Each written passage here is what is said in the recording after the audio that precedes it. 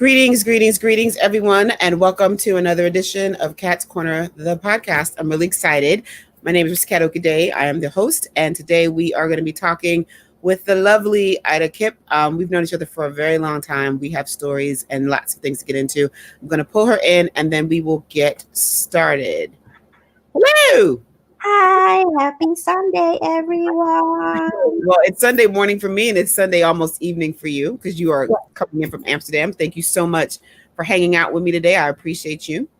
Thank you for having me. Namaste to the world. That's how I greet people since Corona. Namaste. Okay.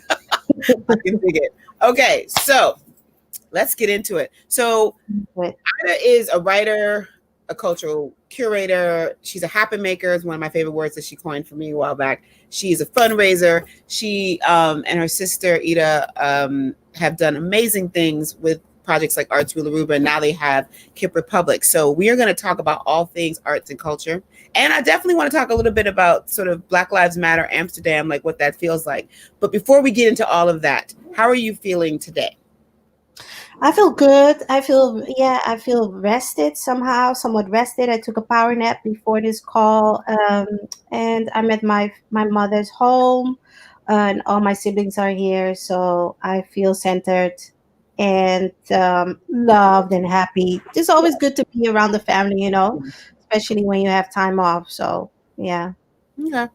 So what's it been like? I mean, I tend to think that the U.S. is a dumpster fire in how we've handled the corona thing.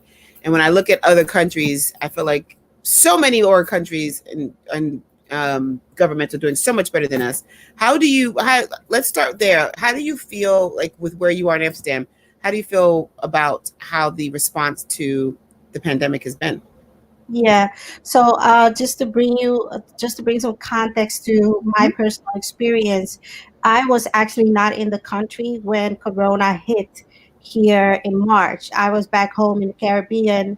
My daughter and I took a mommy-daughter trip to Aruba, and we got back literally on the last flight, March 14th from Aruba to Amsterdam. And Right. I didn't even realize at the time how lucky I was to even be on that flight, because certain Dutch Caribbean islands had already shut down. And what KLM does, the airline that I was on, they island hop. So before you go to Amsterdam, you have to go to another island. Right. Now, I was lucky that my flight was going through Bonaire, and Bonaire was still open, but Curacao was already shut down. Wow. So, it's a Saturday. My daughter and I are still at the beach, chilling. There's no corona on Aruba, Right. and we're having the time of our lives. And then we get on this flight, and may I say, it was the cleanest plane I've ever been on. And then, it was super smooth. And then we got to Amsterdam, and there was just this wave of anxiety and stress. Right. From people that I was encountering and interacting with, even my sister who picked me up at the airport, who was texting me about, make sure you cough in your elbow, and make sure you look the other way, and don't do this and this in my face, and I can't drive into the airport, and you have to come. So I was like, okay, sure, okay.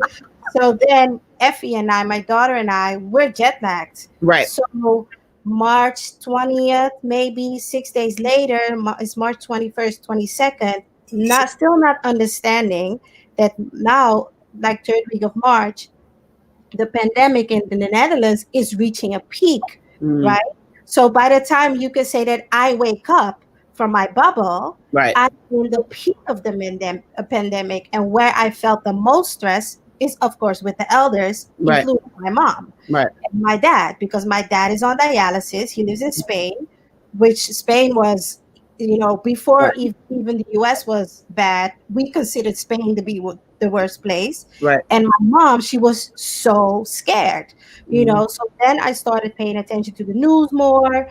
And what I liked is, I've never been a fan of this current government, but they were so swift, and they were on top of this thing every week, giving us press conferences, and they were really following themselves the trajectory or how the virus was moving in the country. So as soon as something was, as soon as, let's say, there weren't enough hospital beds, we were notified. As soon as there was a shortage of testing, we were notified. As soon anything, there was always like boom, press conference. And everybody moved with the press conferences, which usually were on a Tuesday. Right. So Tuesday at 7 p.m., everybody knew to watch the news. So then I start getting into that and plugging into that because you can't get around it. Right. Also because I have a daughter who has sickle cell SS, which is the worst kind of sickle cell. So now I also have the responsibility to make sure that I'm informed about what could corona mean for a child with sickle cell. Right. So I'm calling her hospital and they're telling me she can't go to the supermarket, she Right. can't go outside, she can't do this, she can't do that. Right. Basically also because they don't know. Right. They don't know. They've never dealt with what happens to a child who is sickle cell who gets corona. They Right. don't know. Right. So then my partner and I, we started, we followed the rules, we followed the news, and then at some point we really had to consciously check ourselves and make a mental switch on how we were going to move for the next few weeks. Right. Because we didn't know how, we didn't know how this was going to impact us. We didn't know how long this was going to take. And Right. it started with the fact that the kids were not going to school. I have a 1-year-old and a 3-year-old. And so if they're home all day, that means the house is a mess all day. And so one time they were playing around and everything was a mess. And my partner starts, getting on the kids about the toys. And that's when I got it. And I said, listen, actually, Lamar, if we're going to be in this house with them, if this is like day one of 3 months, we don't know. Right. We're going to have to consciously now make that decision that we're going to give them this space because we're going to drive ourselves nuts if we don't give space to each other, to the kids, So we consciously early on started having these, well, I would say early on, once I got out of my bubble and got my jet lag, we started having these conversations. Okay, we're not going to the supermarket with the kids. The kids get to do whatever they want to the living room. We're not going to get on there. Right. To clean up, and we're going to be conscious of the energy that we share in this space because, as you know, my house is not big. Right. So even me and him, we had to consciously make that decision to say, okay, we're going to be, positive around each other. We're going to do the things that we like to do. What do we like to do? We like to eat. All right. We tried all the Pinterest recipes that are out there. And I'm not talking about COVID gave us, we didn't necessarily gain weight, but we had the best of wines. We had the best. I had risottos. I had the best of he made because he learned how to make lasagna from scratch. I made soup. I was making the best lentil soup I ever made. So we took the time to do what we could do with what we had in the parameters. Another thing we like to do, we're artists. He's a poet. I'm a writer, culture curator. So I started writing grant applications. I was like, okay, so it's quiet. Let's write for some grant applications. And he also started getting into some writing. So what the arts fund, because we work in the arts. So when Corona hit, we want to know what's going to happen to our industry. So I'm following every day what's happening to our industry. We're in a space in the Netherlands in the Netherlands, the government gives funding to the arts every 4 years structurally to certain organizations and institutions. And that is across the board, from museums to the Paradiso to big ballet companies, name it. Everybody across the board gets 4 years structural funding. This is year 4, meaning this is the last year, and everybody is applying for the next 4 year. So Corona is coming, and everybody had just submitted their application based on the idea that there's no Corona. I could we didn't apply. My organization didn't apply, but there's organizations who applied for funding, thinking, "Oh, next year I'm going to have 1,000 people at my festival." And so there's such a huge shift now that's happening in the arts industry. That's like, okay, so what's going to happen with all the money? And how is this going to impact who they're going to be funding the money to?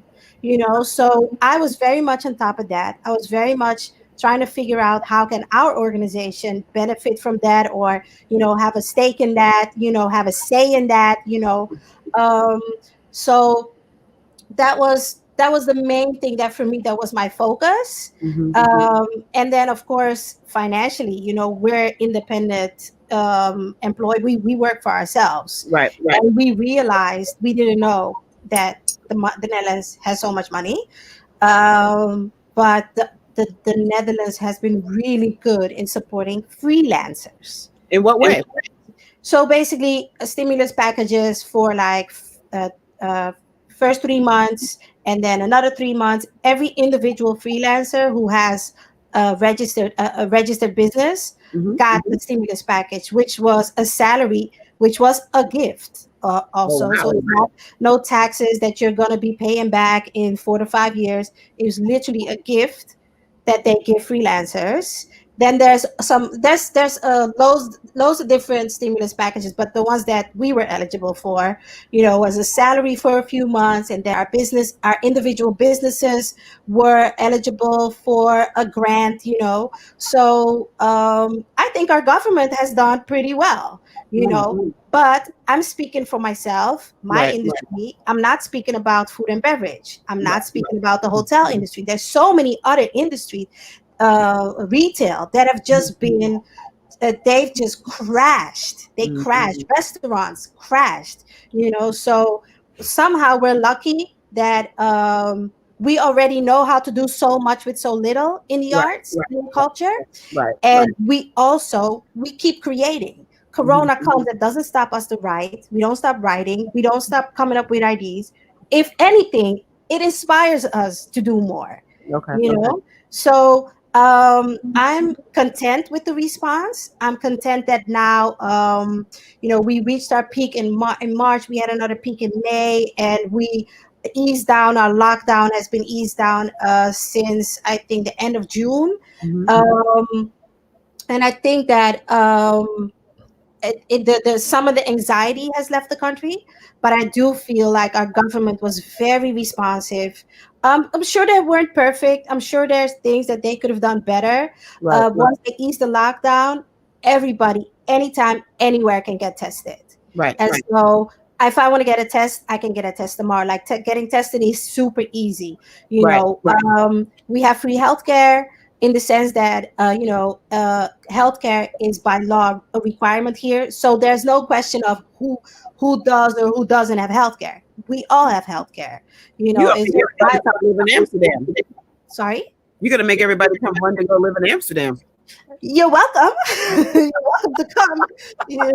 We're creating a little international diaspora here. So, I see you. everybody, if you want to come join us, everybody's welcome. But, so in that sense, I am comfortable with how our government responded, Mm-hmm. even in some of the mistakes that they made, or some of the knowledge that they didn't have. I like how they're working with other European countries. I like how the European Union is working to come up with a vaccine. Germany and France and the Netherlands, and people are working together. So, and there's not so much stress and anxiety. There is this sense of, there was stress and anxiety, but there's still this sense of, we're just going to have to ride the wave. Right. We're just going to have to ride this wave. And if we have a sense that we can trust the people that are in charge, we're going to be okay. Mm-hmm. And so it's nothing like the sentiment that I'm getting from my family members in the United States, who don't trust their government at all. And this, it's a state issue. You have federal issues. You have the president. You know, I don't see that experience, that we had that experience with our government. Where I mean, we're looking at some of the things that the president has done here, and it really shocks us. From not wearing a mask, to certain statements that he's made. So, Mm-hmm. it's a long answer, but I can say I'm not saying I'm happy, but I'm saying I'm content. Right. And as you know, we lost one of our family members in London, Thai, which is a whole nother layer of, Mm-hmm. dealing with COVID. Because, Right. if you say COVID, for me at first, COVID was a virus that, we all kind of got scared of, that was Yeah. started in China, and we got to keep 1.5 meter distance. But COVID for me now is also the loss of one of my best friends, Yeah. you know and so this whole space, now I'm talking practically how I feel, but mentally the impact of what it has done on me, on my family, on people around me, my tribes, mentally, I think we're still dealing with it, you know I have to tell you that I still can't believe it. Yeah. Like, even though I was getting the updates and I knew what was happening, somebody posted a picture. They went to his gravesite, I guess this weekend, and they posted a picture. And yeah, I, I still can't believe it. And the fact that we couldn't all gather, I couldn't get on a plane and come and like be with everyone, like that will probably haunt me for the rest of my life, just in terms of the inability to kind of come and be with y'all. Like, it's still, and to be honest with you, I don't think I'll actually be able to close that chapter until I can actually get on a plane and go to his gravesite. But Yeah, for me, seeing his photo and seeing the photos of the gravesite, I was in physical pain. Like I could feel my body react to that, and like you said, the not being able to do anything. yeah. So I latch on my friends who knew him to talk about him or to tell them how I feel about it. And I had a really great uh conversation with, I think it was Breeze, who was really tight with Ty. And I said, the funny thing about it is, and I think somehow we are lucky, I'm lucky, but you may feel the same way, that when you think of him, before you cry, you laugh Yeah. because he was so funny and so crazy. And, the type of person that he was. If I think about Ty, I get a smile on my face, or I'll get sentiments of joy before I think about he's not here anymore, and that I think that's what's been able to get me to not crash, to not have like a super crazy breakdown, and part of me is just still pissed about that shit. Like, Yeah. I'm still like, I said salty, but salty is a really soft way of saying how I really feel about it. Right. I really feel salty about the fact that we lost him to Corona. To Corona, this is how I feel. So I talk to my therapist about it every week, and I try to find ways to kind of deal with it this way. And I don't know, like you said, maybe getting on a plane or going to his graveside. I think, I'm not sure if that would be it for me. I think being with all of us who knew him and us all be able to come together Yeah. for him, I think that will be the moment for me when I think that I will be able to kind of reconcile what we've been through in losing him, and what it means to lose him. Yeah. Yeah. Girl, I did not mean to. Yeah, I'm just in my feelings now. It's part of it. It's part of the Yeah. Corona experience. It's part And of the conversation. yeah, and that's 2020 has been that thing. Whew, when you think about sort of when you're looking out in the landscape, we know that in the midst of Corona, in the midst of losing Ty, there's been all of this uprising around Black lives, Black liberation, and it's gone global. You've seen Yeah. it all over the world, and I wonder, for you as someone with multiple identities, and as a Black woman, like what does Amsterdam look like in this vein of Black Lives Matter, and how is resistance showing up there? I think Black Lives Matter in Amsterdam or in the Netherlands. What I think, I mean, I think so many things. There's so many levels about this whole thing, and unpacking it is a lot. So I just, not to make that a whole long thing, but I think first of all, Black Lives Matter is a movement that has inspired worldwide. So I think that what's happened is that we see this movement from a country that culturally is a great source of inspiration for us, Right. especially people of color. And we're so used to looking at our family in the diaspora over there to see how you guys move.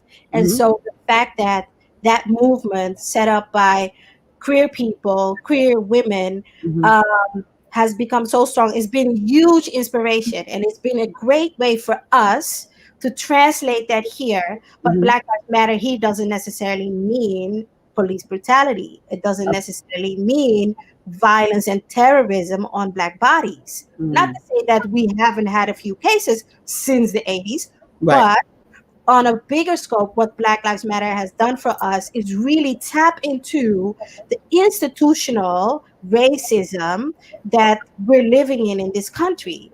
And the beautiful thing about it now is the fact that I don't think that this is a new thing and we're now speaking about it. I think we are dealing with a generation that is fed up and speaking about it. Right. I think our parents came from a generation who came to the Netherlands, and I definitely know my parents, they Right. came here more grateful to be here. Mm-hmm. Thank you for allowing us to be here. We're happy that we can come here and get an education. And this generation who was born and raised here, I'm first generation born, but still wasn't accepted as a Dutch person, which I'm fine with. But I think this generation, especially the younger millennials, Mm-hmm. they're like, I have a right to take space. I have a right to the same, opportunities or whatever. And this institutional racism is stupid. Mm-hmm. And I think the younger generation particularly is fed up. Mm-hmm. They see that they have to fight harder, and things are so difficult, and I think they're just done with that. So Right. I like the fact that we've been able to localize the conversations, Right. because we have to localize the conversation. And I think in the Netherlands our conversations are different than London, than inner cities in Paris, Mm-hmm. and Brooklyn, New York. Mm-hmm.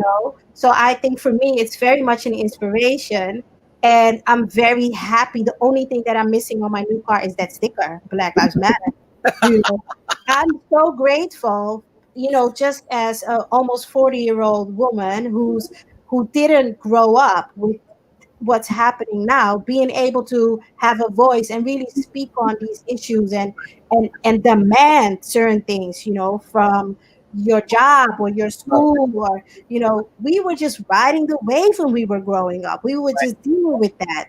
The only good thing that came out of it is how we prospered through that. Mm-hmm. Is how my generation is finally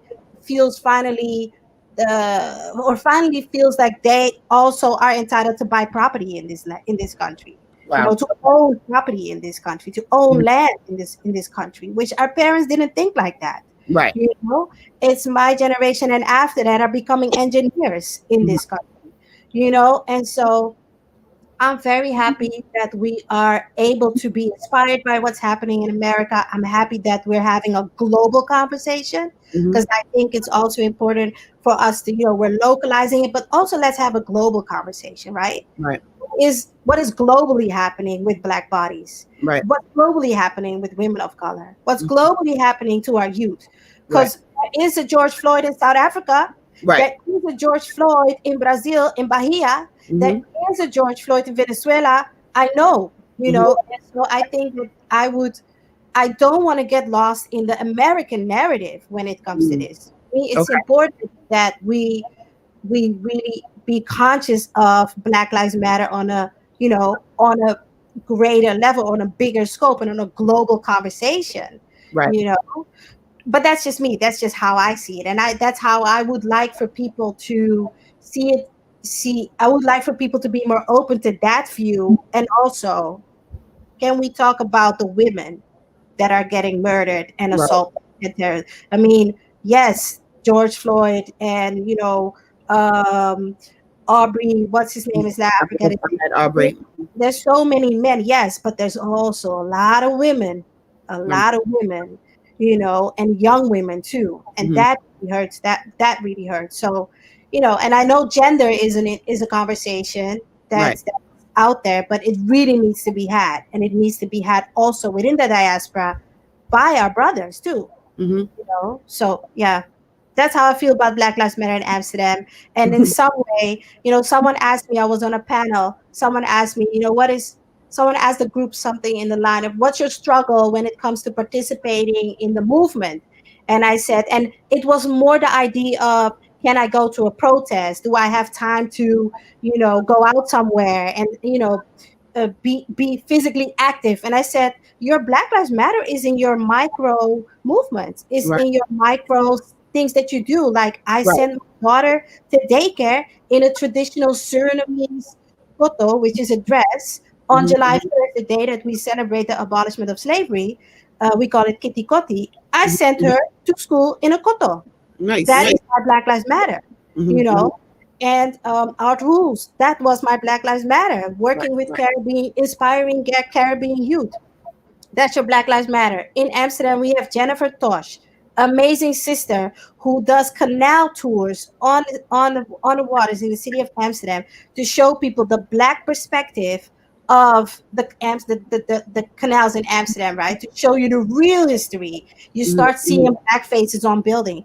That's her Black Mhm. Lives Matter, the Right. work that she Right. does. Right. So I Right. think that if as people we could, if we start thinking about the micro things that we can do and not be so, so worried that we're losing out if we don't go to damn square, you Right. know, Right. we see that, that it's the movement is great and there's many different things that you do. Call up your schools and start asking your schools, what are you doing about racism? Right. Right.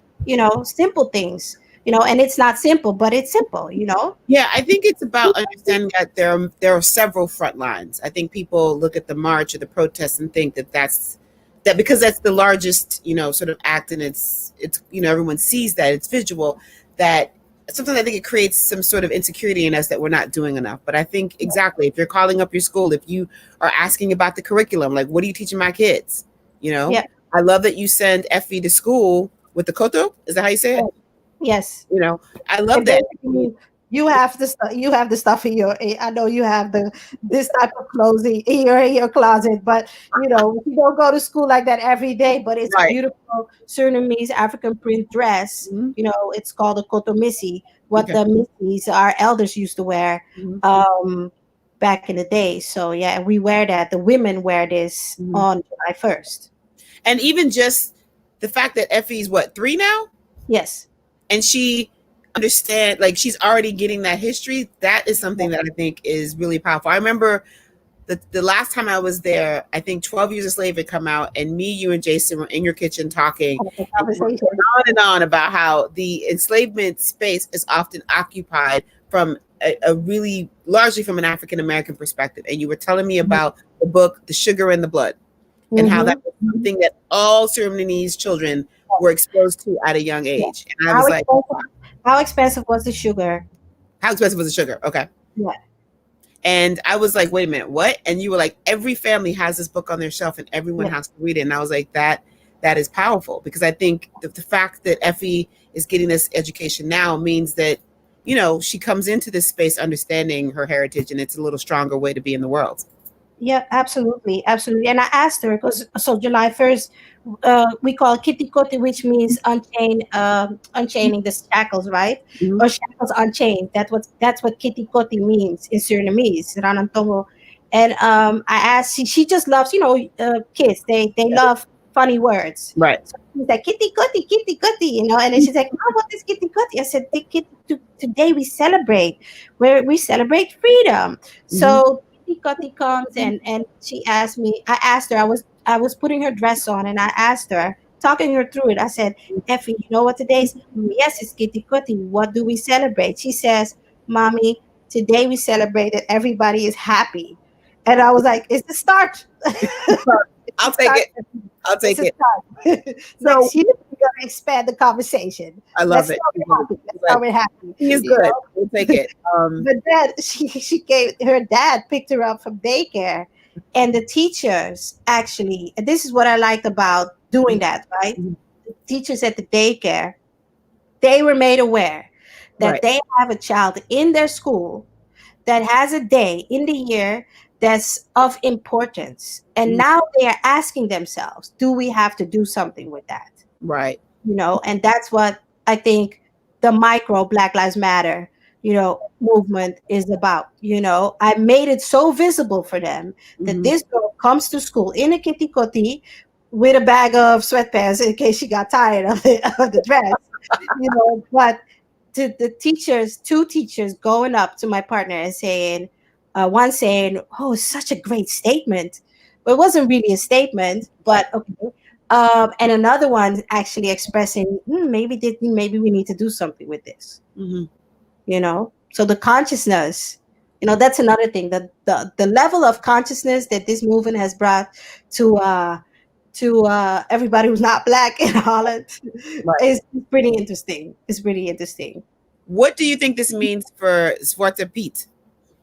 That's a very good question. And that's a huge question mark that I put out there in the beginning, Mhm. especially when, there's a lot of white allies or, Dutch people or people who are not from the diaspora in the Netherlands, Moroccan people, Turkish people, everybody else who doesn't necessarily identify as black Mhm. or as a person of color and who wants to be an ally, right? Can you wait before That's you do that? Can you explain? Because I don't want to assume anybody watching this knows what I'm talking about. Can you okay. explain? Yeah, can you explain what that is?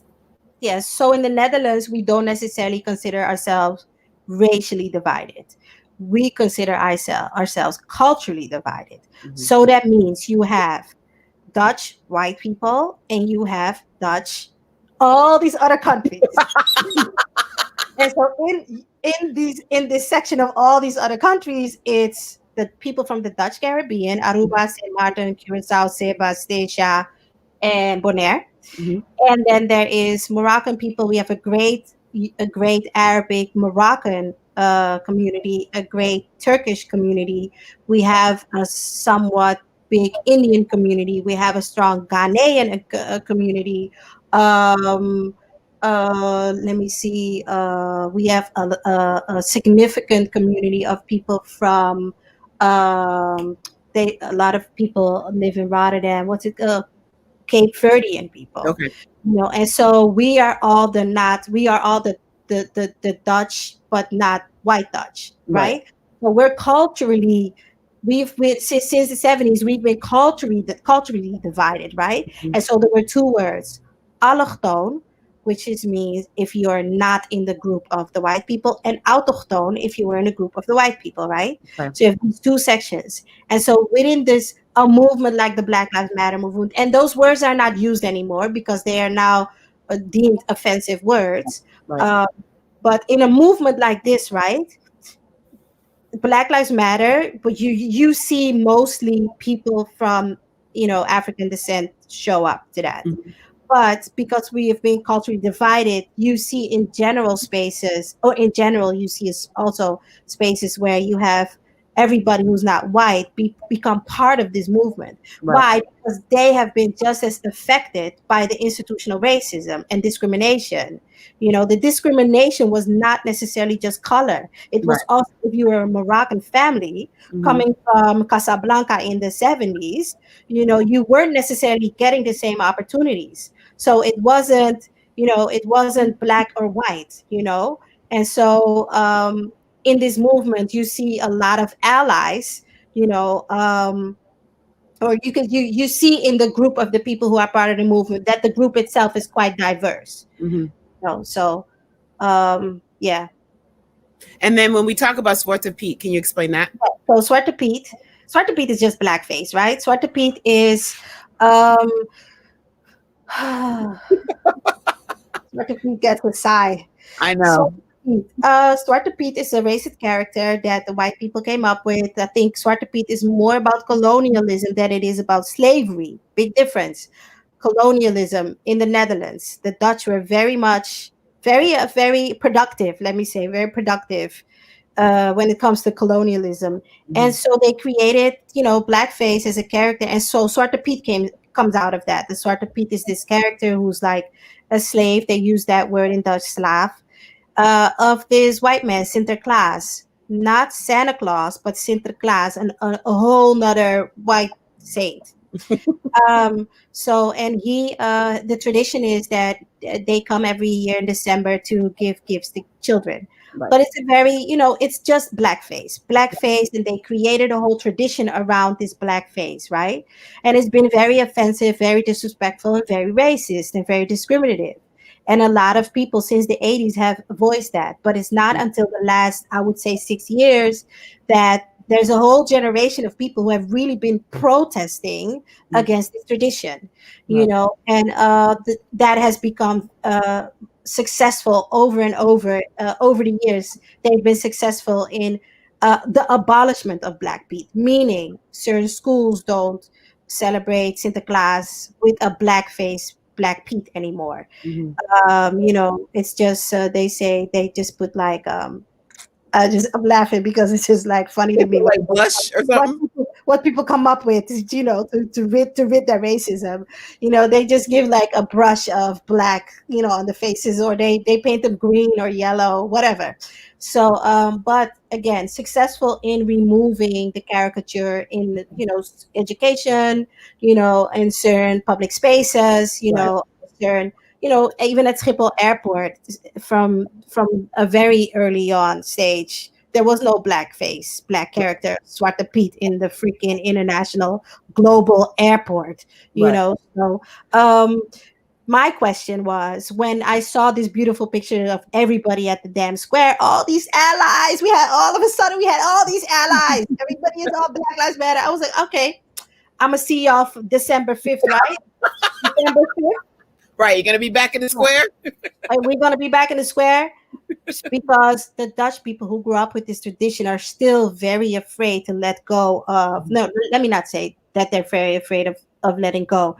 They're still not there where they are ready, or where they want to confront Right. their participation, Mm-hmm. their conscious participation Right. in celebrating a racist character. And so a lot of people, a lot of white people in the Netherlands are still trying to reconcile the uncomfortable feelings that they feel now that they are learning how bad blackface is, and how racism and discriminatory blackface is, Mm-hmm. and so I think that Black Lives Matter, the movement, has is further pushing also the conversation about Black Pete on Mm-hmm. some. This is also part of this conversation, Right. you know and I'm curious to see um if as many people will show up, because honestly, I don't think so. Mm. I don't think so.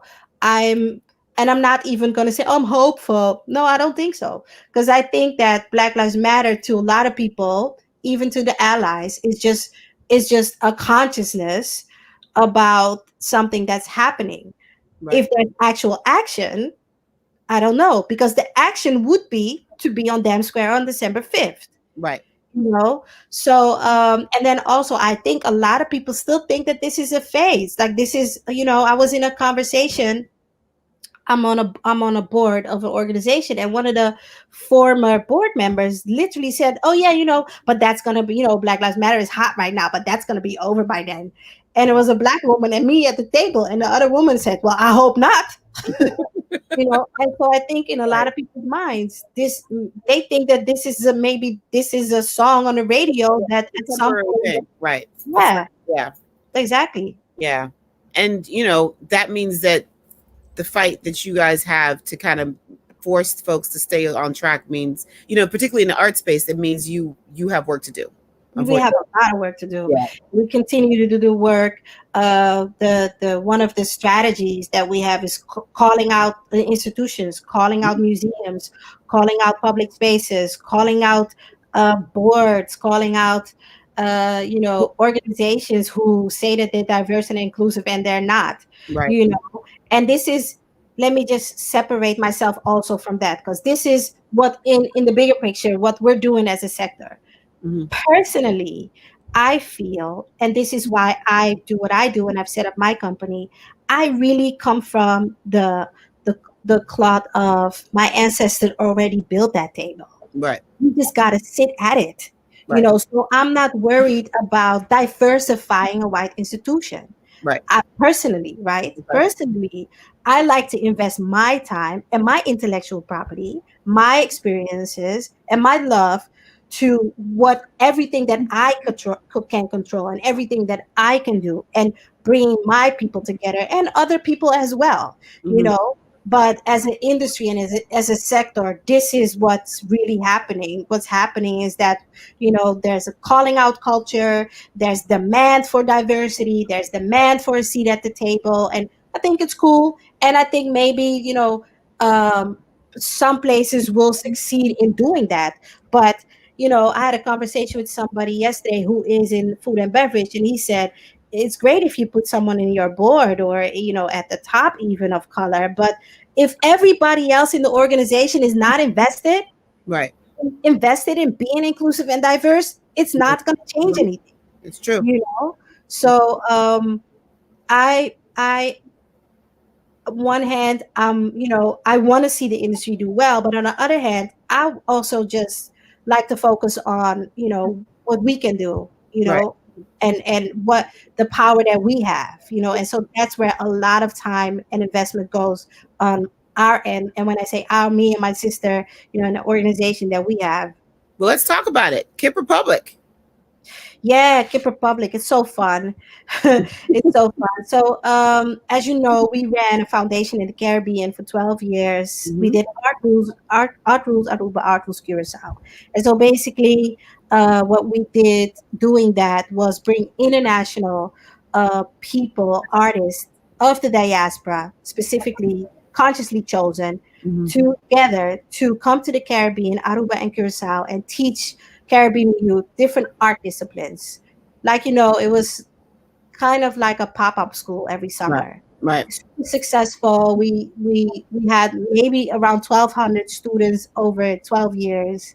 We brought more than 100 teachers from around the world to the islands to teach. And then after that, doing that for 12 years, being based in the Netherlands and at some point in London, and my sister in Brooklyn, we decided that we wanted to pass the torch, move on, and do something else. Right. So after a 2-year break, my sister and I decided to, with another partner, to come together and start Kip Republic. And Kip Republic was basically us saying, okay, we have now, let's say, 15 years of experience of being in the arts and working for the industry, being in culture. What do we really want to do right now? Right. With all the experience that we have and all the things that we've learned, and how can we really elevate also our careers to the next level, right? So we said we want to create a company where we're going to be telling storytelling, and so great. We were like on the board, storytelling, and then we came to storytelling that create or tell stories that impact conversation, that create impact and make people have a conversation.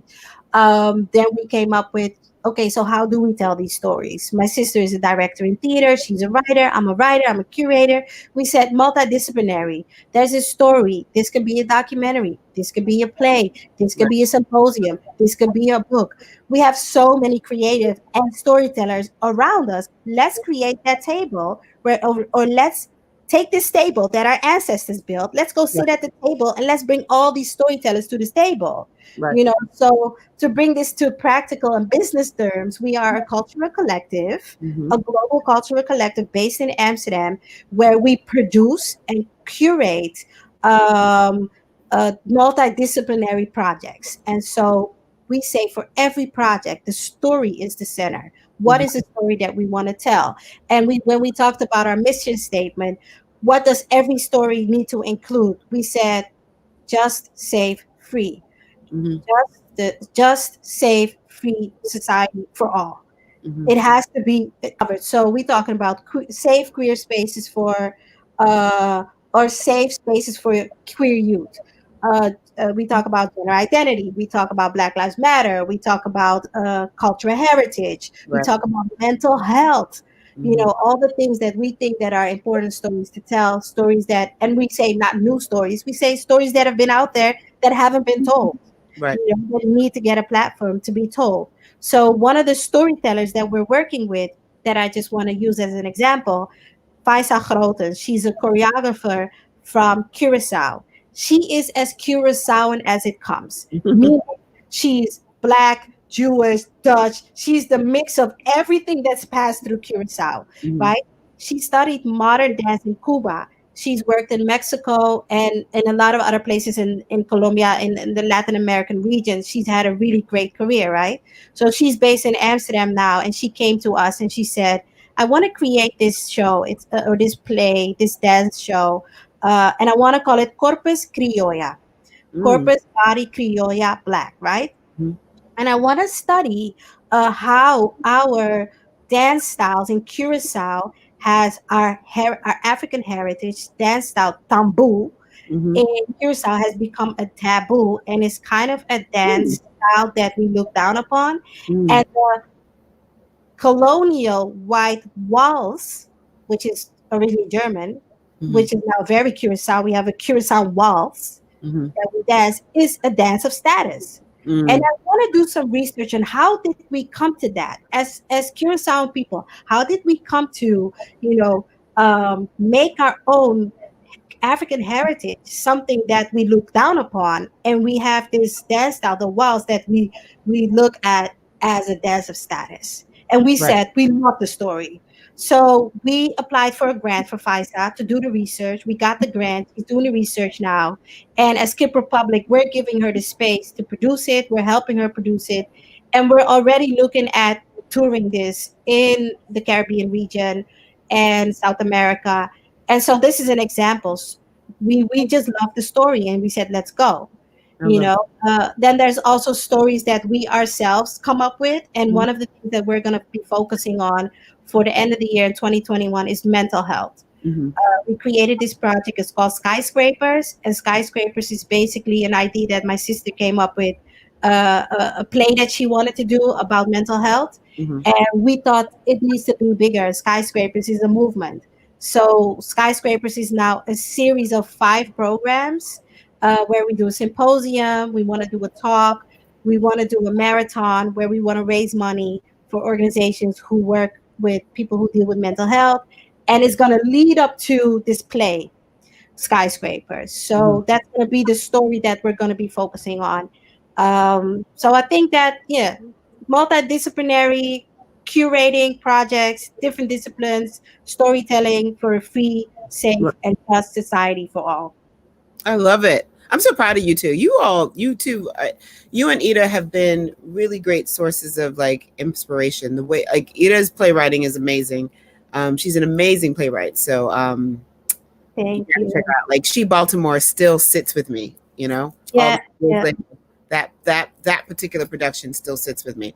Um, when you think about where we are now in these COVID times with all of these uprisings, you did say at the start of the conversation that you have been inspired to create more. Not everybody has been in that space where they can actually create. They've been in the space of, oh my God, the sky is falling, or in some cases, they just need to rest. Um, Yes. what are the small things that you do for yourself as acts of self preservation to make sure that you can keep going? I go to therapy every 2 weeks. Mm-hmm. And my therapist is black, and he's from Suriname, and he's understands spiritually, culturally where I come from. So my sessions are not necessarily, they don't always go. They're not always deep. They're just conversations that I'm having where I really get to download on him. Right. That's been very, very helpful. I watch my diet. I've just recently taken sugar out of my diet. Mm-hmm. Um, and I would say still we still listen to a lot of music, like Mm-hmm. music, and we started listening to a lot of jazz since COVID. We've just Mm-hmm. been It's just been a lot of jazz. Like my son is so into Bobby McFerrin. He's 1.5, and he wants to listen to Sweet in the Morning every day. Mm-hmm. So those are the things, the main things that that I've been doing, but also just just still create, just still not feel like you can't do anything. So I've just been writing and coming up with ideas, and um, we accidentally, it was, I keep saying it was a joke that got out of hand. Did a huge event for Kitty Kotti where we fed 4,000 people in Amsterdam, a hiri dish, which is a traditional Surinamese dish that the enslaved in Suriname used to eat. So we still, create, we didn't, it didn't necessarily stop us. And so that has given us energy, that it was, the work is tiring sometimes, but we've, the way we work and the stories that we work with, and because we choose to tell unapologetically Right. stories also from people within the diaspora, that carries us and that gives us a lot of energy, so in my exhaustion, I try to get enough sleep, but I will say my main thing has been, it's just been great to have a therapist and to have someone that I can talk to and download. It's funny because I'll go to my session and he'll say, "How are you?" And I'm fine. He's like, "Okay, so what's been up?" And I'm like, "Not much." And then I start downloading, and at the end of the session, he's like, "You did all that?" And you started a conversation saying, "Oh, not much," And then once I start downloading, but this is why I do it, because I know that I'm the type of person, I'll just keep going and going and going and going, and I won't know if I'm creating some issues or traumas or whatever until my body shuts down, Right.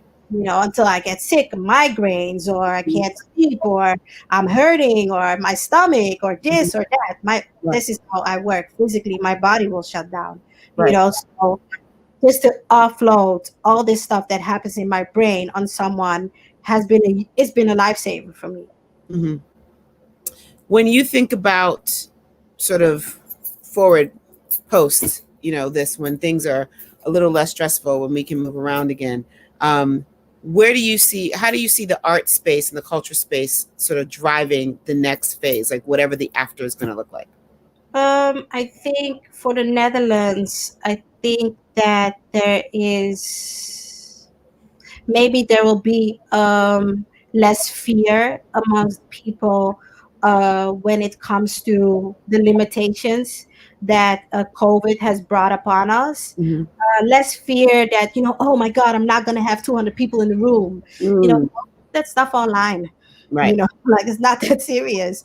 I think it's going to force people to be more creative. And I think that the Black Lives Matter movement is also going to force people to be more open, to have difficult conversations. And Mm-hmm. I think that's also going to be part of post what's going to happen. Right. We are already noticing that from the conversations that people want to have with us and the Right. people that will come to us, Right. that there is a sense of, you know, people wanting more open spaces, wanting to have more dialogue, wanting to go where things are maybe uncomfortable. So I'm hopeful for that. I'm hopeful that we're going to, see more diversity in, what culture means in this country. But if there's anything that is done for me, in the beginning you said, she's a curator, she's a writer, she's all these things. And for a very, very long time, I've always been reluctant to say what I do. I've been Mm, reluctant to to feel, to take ownership of the experience that I have, and the things that I've accomplished. And I won't say it's necessarily out of humbleness. It's been this idea of, the world, or the perception of who I am, or me being a person of color, or me being looking a certain way and being young. I don't necessarily have to tell them all these things that I do. And I had a really interesting conversation with Breeze about it, because he went through this as well. A friend right. of ours who's an MC, he's been a freelancer for, I think, almost 20 years. Yeah, he He's been, posted that, and I was like, "Wow, well done." for a very long time, Yeah. he's been doing this thing independent, right? And um and for some reason, we struggle sometimes, we've struggled sometimes, I will say, to really take ownership of our brilliance. Yeah. And especially as women of color, we Yep. dumbed ourselves down, and we haven't taken ownership of the brilliance and the magic. And this is why I posted when I when I posted about this talk that you keep the sage burning for us, because you really keep the sage, but you are the first person to ever refer to me as a goddess. Oh, Goddess. I would have never thought of using that word for myself, a right. goddess. And I hear you speak and use these words with your sisters, and I think it's so inspiring. And so, what I've done and what I think moving forward, what I felt with the movement on Yeah. top of this corona stuff Woo. is I've incorporated audacity and the freedom.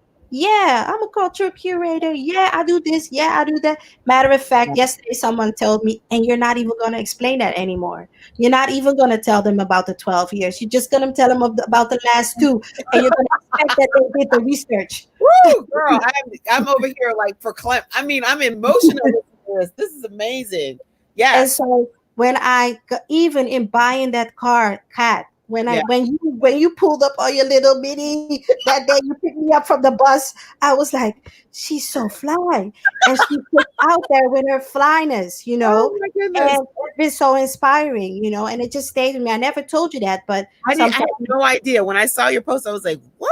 That's dope. Yeah, It is yeah. And so even I've in the beginning I was like a little uncomfortable driving this new Mini, and now I'm just like, yeah, yeah. It okay. does good for my ego, but it's deeper than that. Is the self worth, and I think that I'm happy that COVID made me stop and think, and Mhm. Black Lives Matter came and was like, you know, just take space, Yeah. just be out Be, there, be and too it's much.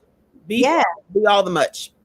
Yeah. Absolutely, absolutely. So I'm grateful for all the women that I've seen pass through your talk, who's really been very inspired. Evelyn has always been an inspiration for Yeah. me. Um, I haven't told her that enough, but there's so many women out there who are doing these amazing things, and I feel like we are really a lot more open and public, and verbally saying to each other, "You matter. You're dope. You're Mhm. beautiful. You're this. You're that." You know, um, even in watching that Beyonce Mhm. Brown Girl song, it Mhm. touched me in a really different way. And Mhm. I think because I look at my daughter, Yeah. and I think about my responsibility in, how she has to feel about herself, Right. so I'm very grateful for these times. And I think what has happened in the past few months have only enhanced us. And I don't know if I'm allowed to curse, but it's also a thing of we ain't got no fucking thing to lose. Yep. Like Well. this is what I mean. This is what I kind of felt with the whole George Floyd thing. Is Mhm. they out here killing us? We ain't got fucking shit to lose. Let's just go. Let's just go. Just do whatever we can. This is what it is. This is what it Telling is. us how to do, Right. and then I saw this documentary on Netflix about transgenders, and Yeah. that's exactly what they said. They Yeah. said we out here because we ain't got the fuck to lose, Yep. and that's kind of how I felt. That's kind of how I felt. How I've been feeling, and the audacity to just be who you are, and just Mhm. yeah, I'm Kippy. I'm a culture curator, and I'm good. Yeah, but here's a table. Come have a seat. Girl, I've said this to you offline as well. I just am so proud. I love the way you all built Art Rules. I remember you talking about it and then watching it and being hella jealous that I couldn't be there at least one year. I was like, yo, they are, yeah, totally, totally jealous because I just wanted to be part of that. That was such a great, I mean, what you gave those kids was really important. And I think that what I also love is the way you and Ida Yeah. work together in terms of as sisters and as partners, it's not always easy, but you two Mhm. have you've found your superpowers and you've combined them and you're able to you're changing people's lives one day at a time. And I just think it's amazing. Yeah, and I Absolutely. love working with my sister. It's no, no, we got a lot of therapy. So she has her therapist, I have mine. So we go out to things and then we go back to the office. You good? You good? Okay, let's go. Oh my God, I love it. So peep game, everybody. So Ida gets on and says, "Hey, does it have to be an hour? We need to manage our time because I Right, right, got right. other things to do." It's almost it's Let's 58 do minutes this. in. Yeah, we have 1 minute left. And I told you, I was like, look, I'm gonna get my whole hour from you because I don't know when I'm gonna be able to get this again. So thank you so much for sitting with me. It means an amazing lot. One last question that I always ask folks as we are leaving this through. once we are able to move about the country again, move about the world, what's the first thing you're going to do? Honestly, I want to go to New York. I want to go to my family and see my sisters. I have and I'm coming to see you because when I go to New York, I take the bus And I still straight have your sweater, so down to PG County. right. No, but I want to be around those people who inspire me. Mhm. So I'm gonna, and I say New York, but I've had some conversation with some of my friends about coming together. So Mhm. I really want to do that, and I want to go to London Yeah. and be with my London tribe and have that moment where we all get to come together and celebrate Thai. Yeah. Like that's on my wish list. Like I want That's to the be bucket in this list. room That's the with bucket list. everybody who knew Thai, and Yeah. I want all of us to sing closer together. Yeah. You know, we're a special kind of food. And that's when I will ugly cry and be like, Exactly. yeah, that is, The I feel like classes- I'm saving the ugly cry for when we're all together because it's been Yes. really, yeah, Yes, yeah. yes, but it's gonna be beautiful. It is going to be beautiful. I totally agree with you. Well, that is it for our show. Thank you so much to Ayra Kip. Please check her out, kiprepublic.com. I really appreciate you, love. Love to the Thank family. Tell Ida I said hey.